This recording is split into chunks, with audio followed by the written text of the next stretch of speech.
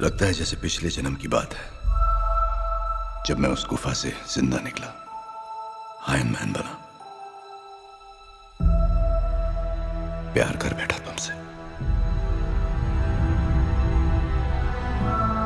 मैंने कहा था कि अब कोई हीरोगिरी नहीं करूंगा, लेकिन पता नहीं था कि इतना बुरा फंसूंगा। दुनिया बदल चुकी है और जो हो गया सो हो गया।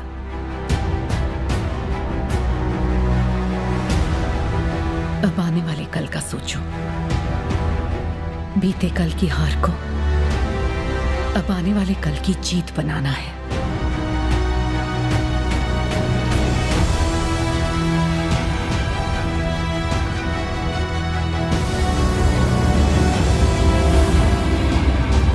वो सब मेरे सामने शहीद हुए। सबको समझाता हूं, जो हुआ उसे भूल जाओ। कुछ तो भूलते हैं, पर हम नहीं। अगर रत्ती भर भी उम्मीद है, तो कसम हर दोस्त, हर शहीद की, हम लड़ेंगे। लड़ेंगे आखिरी सांस तक।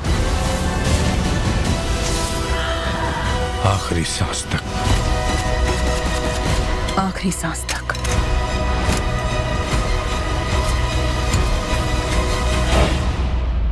आखिरी सांस तक।